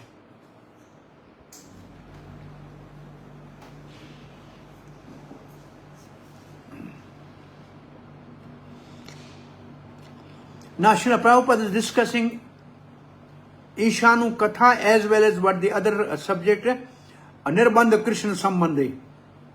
The battle of Kurukshetra is full of politics and diplomacy, but because the topics are related with Lord Krishna, the Bhagavad Gita is therefore adored all over the world. There is no need to eradicate politics, economics, sociology, etc., which are mundane to the mundaner. To a pure devotee who is actually related with Lord, such mundane things are transcendental. If dovetale with the Lord or with his pure devotees. We have heard and talked about the activities of Pandavas, and we know the dealing with the topic of Maharaj Parikshit. We now are dealing with the topics of Maharaj Parikshit. But because all these topics are related to Lord Krishna, they are all transcendental and pure devotees have great interest in hearing them. We have already discussed this matter in connection with prayers of Bhisham Dev. Anybody remember what Prabhupada is speaking? We have discussed in connection with prayers of the Bhisham Dev. Anybody remembers what Prabhupada is quoting here? He is writing that we have discussed already this, what he has discussed. I think that portion you have finished. Yeah? Yes? Eternal time, the Bhishma Dev instructs Maharaj Yudhishthira regarding time. No. I think what Srila Prabhupada is discussing is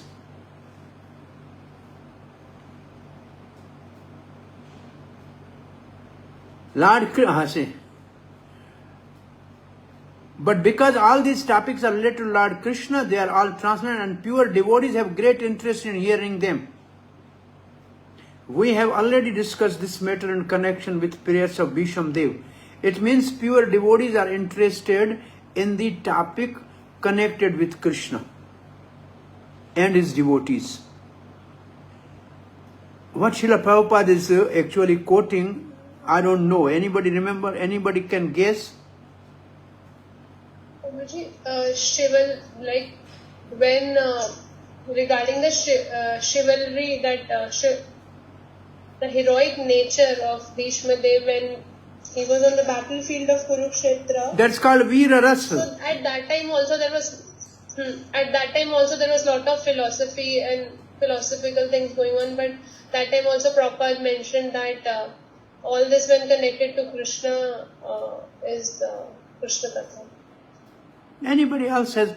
I don't know what Prabhupada is referring actually. I'm just, I have never thought about this, what Prabhupada is referring actually. In a Bhisham Dev we have discussed this.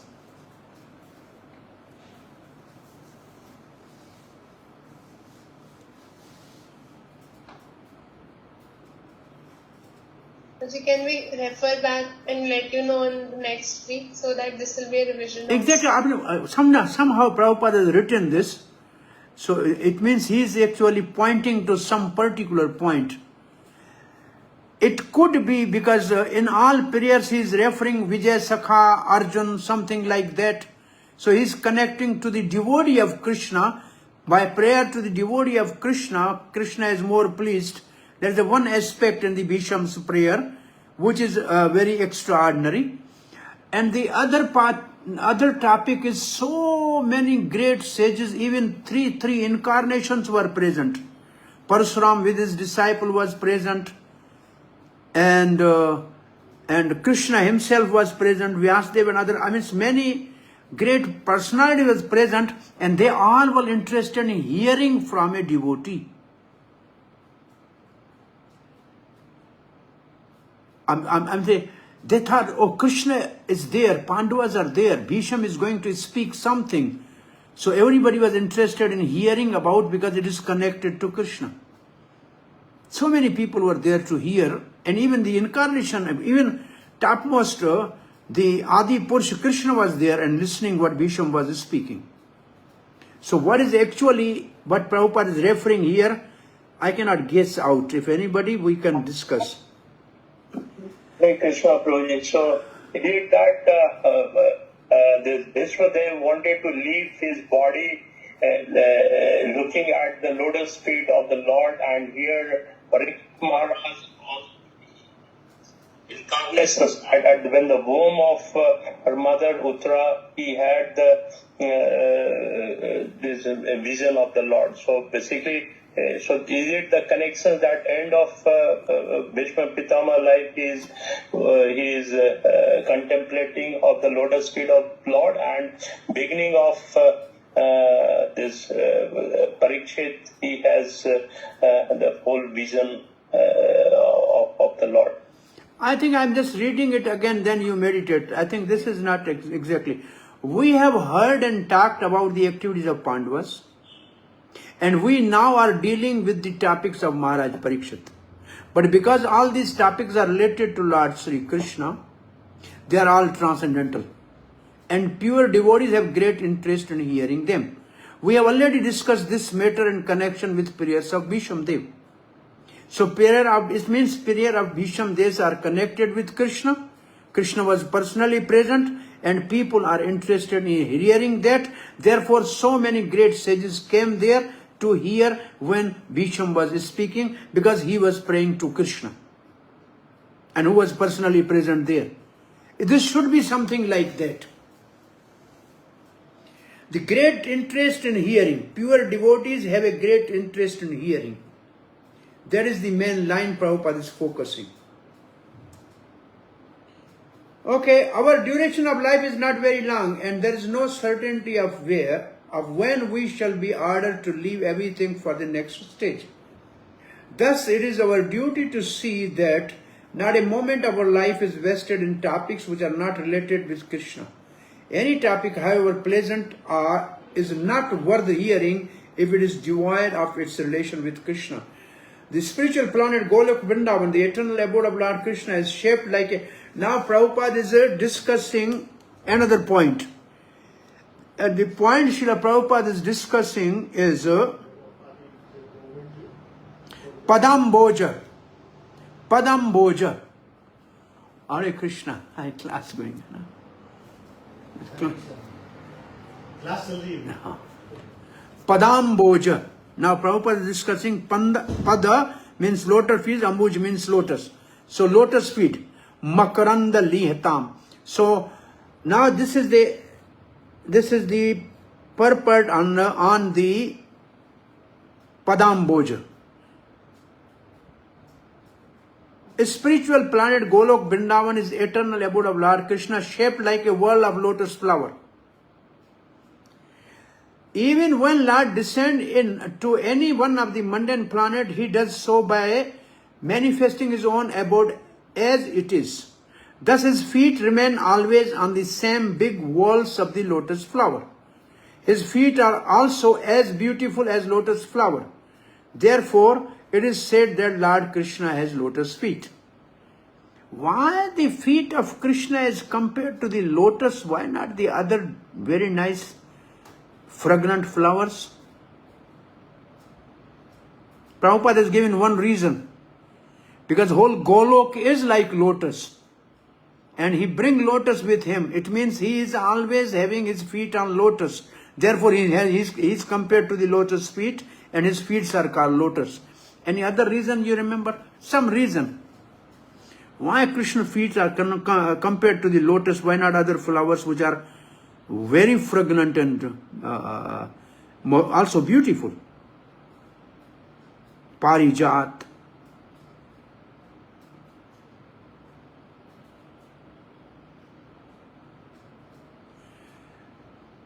So Brahma is born on what? Softness. Sorry? You were saying something, Diksha? Which is softness due to soft, because the petal is very Lotus soft. is soft, the other flowers are also very soft, maybe more soft. See, what I was telling is Brahma is born on what? Brahma is born on lotus. So lotus existed before Brahma. Lotus is not creation of Brahma. So Krishna's limbs are compared to the flower which is not creation of Brahma. It was before Brahma. So Krishna is transcendental and lotus is before Brahma. So it is they are compared to the lotus. The living being is eternal by constitution. He is, so to speak, in the whirlpool of birth and death due to his contact with the material energy. Freed from such material energy, a living entity is liberated and is eligible to... This is all simple. So what Srila Prabhupada is saying, we should not waste valuable time in topics which are not related to Krishna. I think we should read the one more verse and then finish for today. Shudrayusham nirnam anga mirtyanam ritamichatam iho pohoto bhagavan mirtyo sa mitra karmani. Sutta Goswami, there are those amongst men who desire freedom from death and get eternal life. They escape slaughtering process by calling the controller of death Yamraj. Now the topic is something like, when they were having their yajna, the Sanaka, the Rishi, they invited Yamraj for that ceremony. So because Yamraj was present there, so there was nobody can die. If they sit there, then they will be death free. So that's what is discussed. Ritam means true subject, Krishna. The living entity is developed from the lower animal life to the higher human being. Gradually higher intelligence become anxious to get free from cultures of death. Modern scientists, Prabhupada is saying modern scientists, they say we'll make you death free and we'll make some physiochemical advancement, but actually the cruel death killed the same scientist. So how can they save us? Ultimately Yamraj will call the scientist. So how can they stop death? That is the whole topic Prabhupada is speaking. What to speak of stopping death? No one can enhance the short period of life even by fraction of moment. The only hope of suspending the cruel slaughtering process of Yamaraj is to call him to hear and chant holy name of Lord. Yamaraj is a great devotee of Lord, and he likes to be invited to kirtan and sacrifices by the pure devotees who are constantly engaged in devotional service of Lord. Thus, great sages headed by Shonak and other invited Yamaraj to attend the sacrificial performed at Naimsharanya.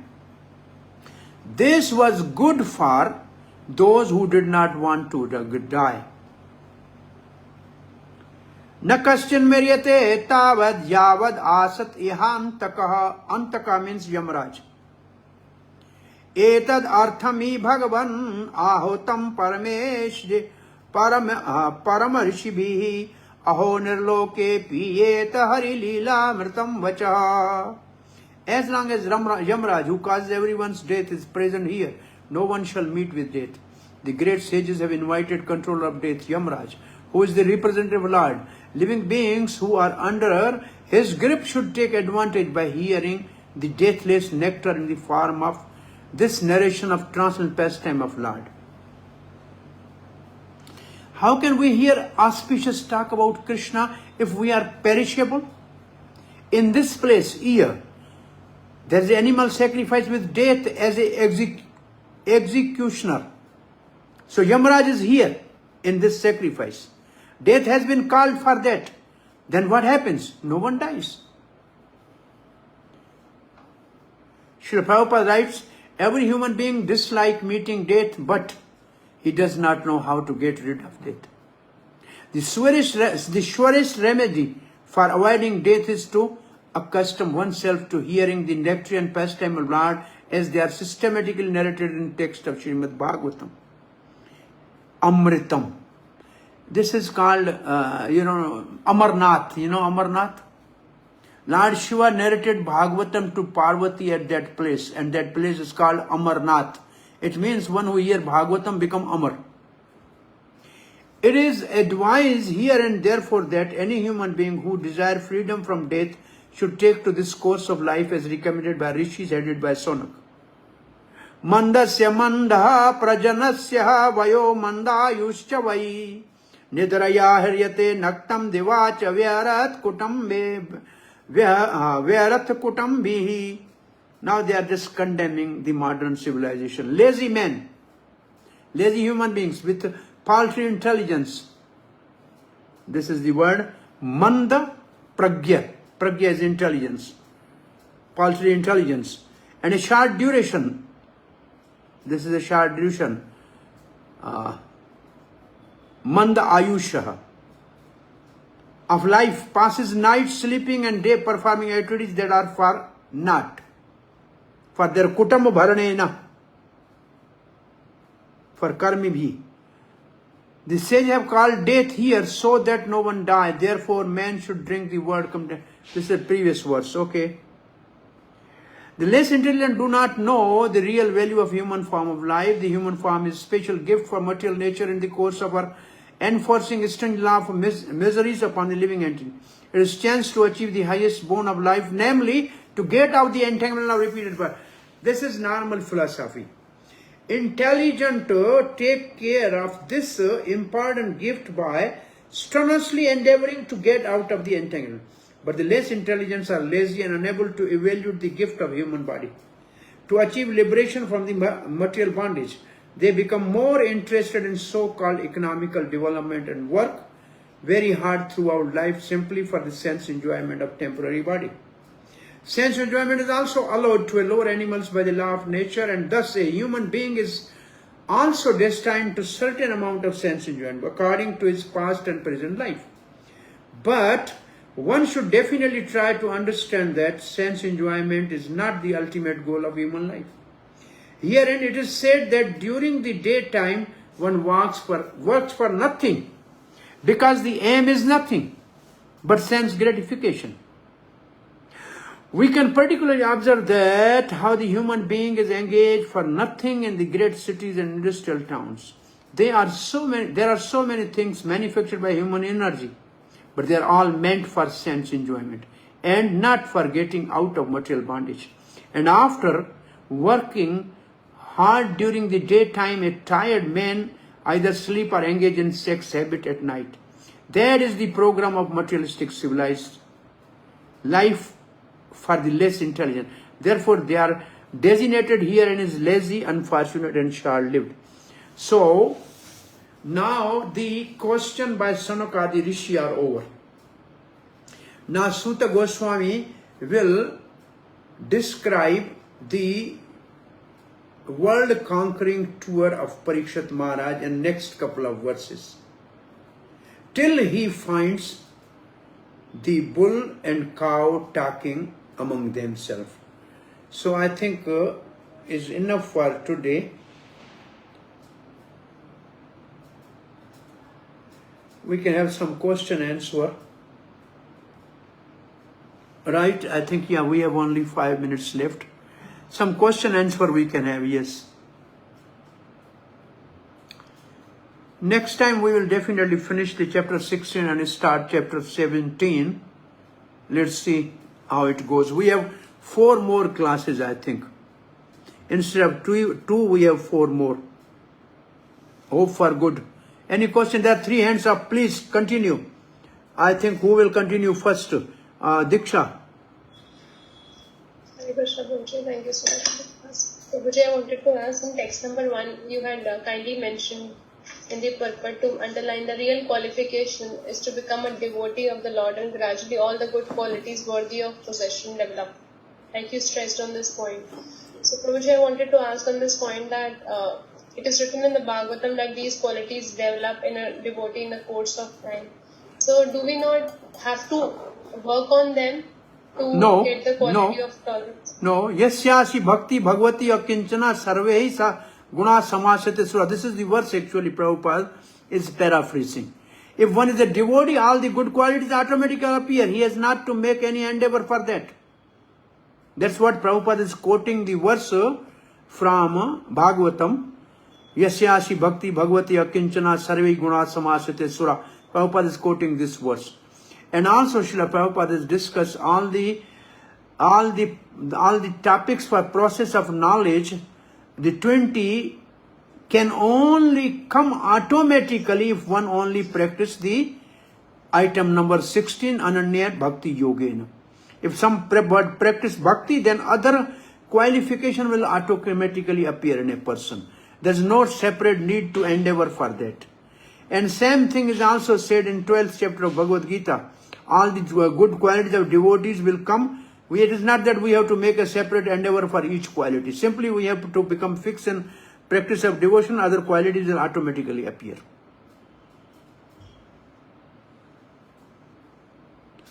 Okay. Yes, Raj. And Prabhuji, I have one more question that Vidura. Yes. We can ask one more. So, Prabhuji, you had mentioned that Vidura was not an eternal associate. He went in the body of the demigod. So, is it the correct thing I heard, Prabhuji? Yes, Vidura is not eternal. Therefore, he has left his body. His body was material, so he left his body and he went and got his body of a demigod as a Yamraj and was greeted by the inhabitant of Pitralok. Prabhupada said there's a difference between the Pandavas and Vidura. Vidura is not eternal associate, he is a demigod. And then Pandavas are eternal associate, therefore they went in their own body. And the other thing which is,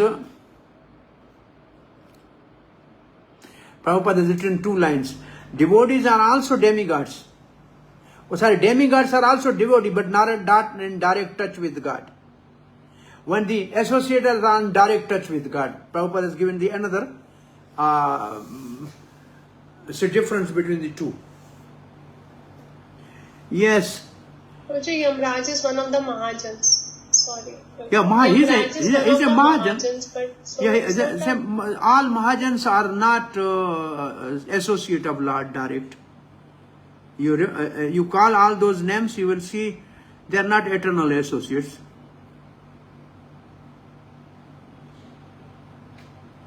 Yes, right. Some are and some are not. When we study, Maybe some are and some are not. Some are and some are not. They are devotees, but not eternal associates. Rati Prada Radhika. And Prabhuji, when Hare Krishna, Prabhuji, thank you so much. No. Prabhuji, why do the demigods enter the body of eternal associates? Like, To they serve, can come separately, why are they coming? no, to serve the Lord together? properly. To serve the Lord properly, not as a demigod. This is what Krishna told the Brahma, that all the demigods should appear in Yadu once to help, to assist me. So they help, they enter into the eternal associate Yaduvansis to serve me. So he's inviting them to serve. Sometimes they come separate, like Hanuman is coming separate. Say Vayudev, the son of Vayudev. See, these are all demigods actually. In a Ram avatar, there most of them are demigods. Jamvat is a Brahma himself as.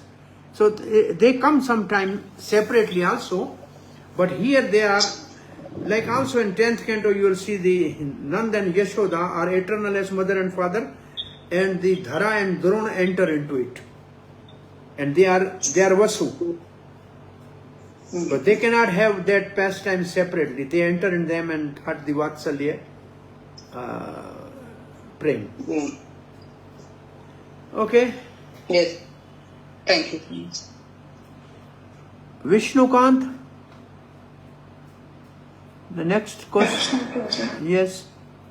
Okay, I just wanted to ask, Prabhuji, as you mentioned, that sins committed and committed in mind are not good any result, but good things we do by body with good result.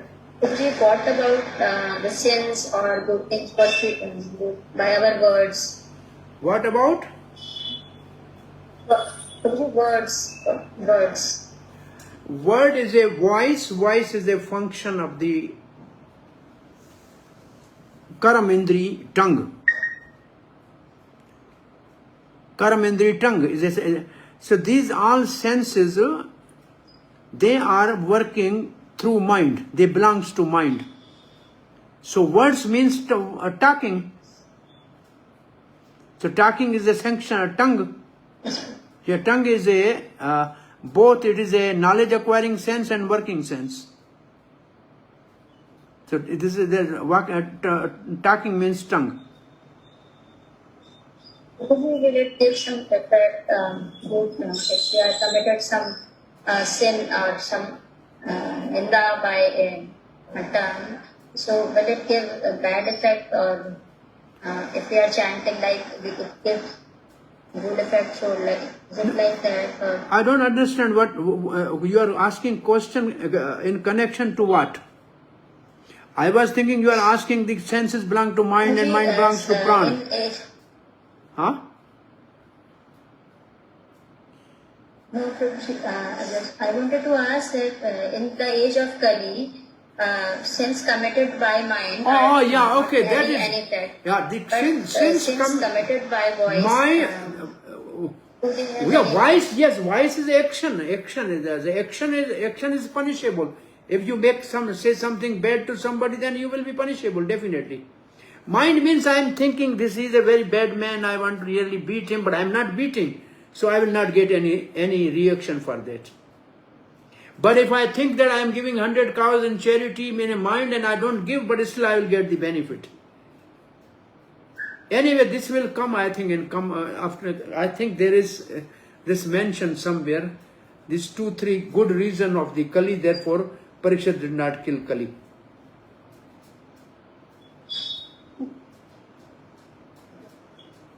Prabhuji, I had one more question. Can I ask the last? Yeah, is anybody else is left? If not, then you can ask. Yes. What is your question? Prabhuji, in verse number 46, Prabhupada quotes Bhagavad Gita verse 7.28 where he writes that if one is freed from the results of all impious acts, one can concentrate upon the lotus feet of the Lord. So Prabhuji, as a conditioned living being, when we are serving, so how can we focus on the lotus feet of the Lord if we are not free from the contamination still? So by meditating on the instructions of the Lord, is this sufficient? Well, this verse says, Antagatam papam jananam punya karmanam te dvandamor mukta bhajante mam dridvrta. Prabhupada has paraphrased, those whose pious activities are more and sins are eradicated, they can think of lotus feet of Krishna. So, for us, deity form is to meditate on lotus feet of Krishna. And those who have actually pious credits from many lifetimes, they can only begin devotional service. Adhikar for devotional service, eligibility for devotional service is two things. A nectar of devotion. Good devotional pious credits plus devotee association. Then he can start thinking of lotus feet of Krishna. Yena kena prakarena mana Krishna padara vindayo. This is the sadhan bhakti actually. So in sadhan bhakti, we have pious credit, therefore we came in contact with the devotees and we started chanting Hare Krishna. So now we should focus only, this is the one principle. Always think of Krishna, never forget. That's what we are doing. And lotus feet of Krishna for us is to think of lotus feet of deity form of Krishna and then focus on that. Hare Krishna. Thank you, Prabhuji. Hare Krishna. Hare Krishna. Vancha kalpatrubhyascha kripa sindhubhya eva cha patitanam pavnebhyo